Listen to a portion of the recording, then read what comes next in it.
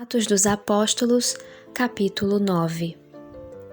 Enquanto isso, Saulo ainda respirava ameaças de morte contra os discípulos do Senhor. Dirigindo-se ao sumo sacerdote, pediu-lhe cartas para as sinagogas de Damasco, de maneira que, caso encontrasse ali homens ou mulheres que pertencessem ao caminho, pudesse levá-los presos para Jerusalém.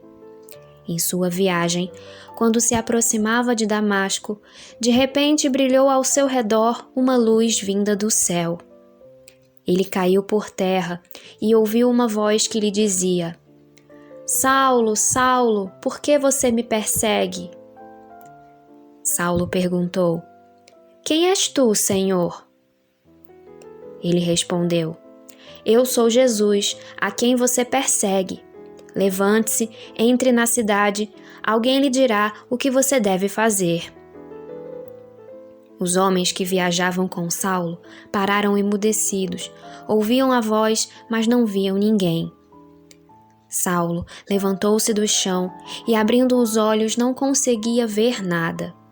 E eles o levaram pela mão até Damasco. Por 3 dias ele esteve cego, não comeu nem bebeu. Em Damasco havia um discípulo chamado Ananias. O Senhor o chamou numa visão. Ananias! Eis-me aqui, Senhor, respondeu ele. O Senhor lhe disse: Vá à casa de Judas, na rua chamada Direita, e pergunte por um homem de Tarso chamado Saulo.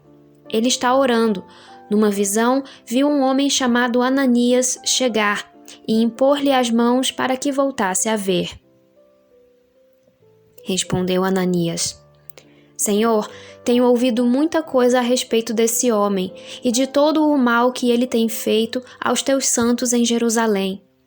Ele chegou aqui com autorização dos chefes dos sacerdotes para prender todos os que invocam o teu nome.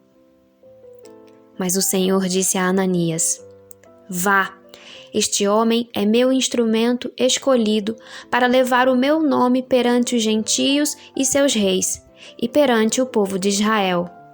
Mostrarei a ele o quanto deve sofrer pelo meu nome. Então Ananias foi, entrou na casa, impôs as mãos sobre Saulo e disse: Irmão Saulo, o Senhor Jesus, que lhe apareceu no caminho por onde você vinha, enviou-me para que você volte a ver e seja cheio do Espírito Santo. Imediatamente, algo como escamas caiu dos olhos de Saulo, e ele passou a ver novamente. Levantando-se, foi batizado, e depois de comer, recuperou as forças. Saulo passou vários dias com os discípulos em Damasco.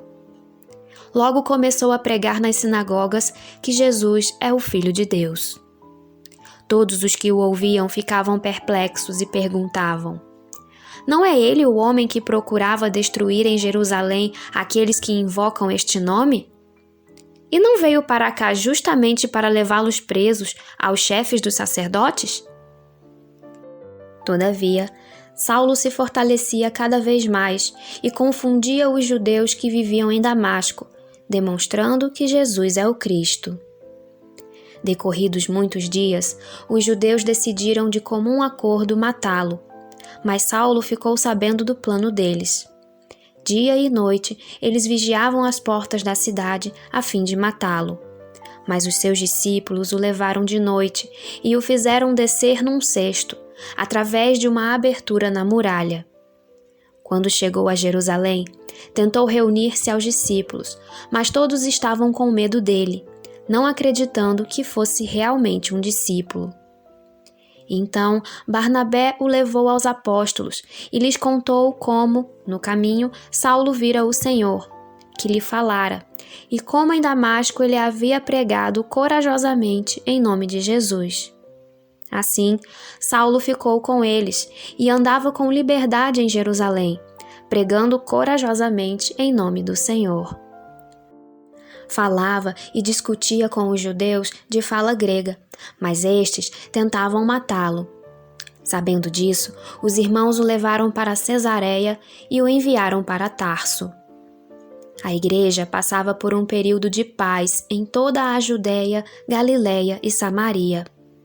Ela se edificava e, encorajada pelo Espírito Santo, crescia em número, vivendo no temor do Senhor.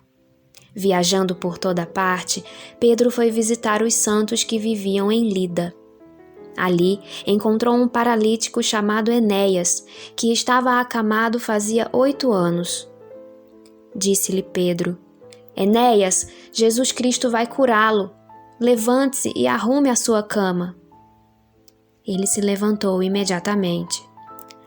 Todos os que viviam em Lida e Sarona o viram e se converteram ao Senhor. Em Jope havia uma discípula chamada Tabita, que em grego é Dorcas, que se dedicava a praticar boas obras e dar esmolas.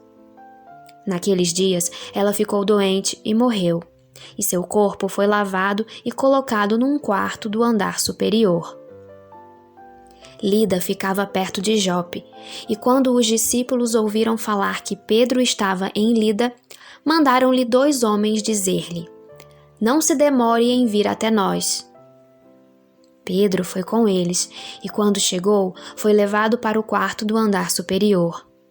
Todas as viúvas o rodearam, chorando e mostrando-lhe os vestidos e outras roupas que Dorcas tinha feito quando ainda estava com elas. Pedro mandou que todos saíssem do quarto. Depois, ajoelhou-se e orou. Voltando-se para a mulher morta, disse: Tabita, levante-se. Ela abriu os olhos e, vendo Pedro, sentou-se. Tomando-a pela mão, ajudou-a a pôr-se de pé. Então, chamando os santos e as viúvas, apresentou-a viva. Este fato se tornou conhecido em toda a cidade de Jope, e muitos creram no Senhor. Pedro ficou em Jope durante algum tempo, com um curtidor de couro chamado Simão.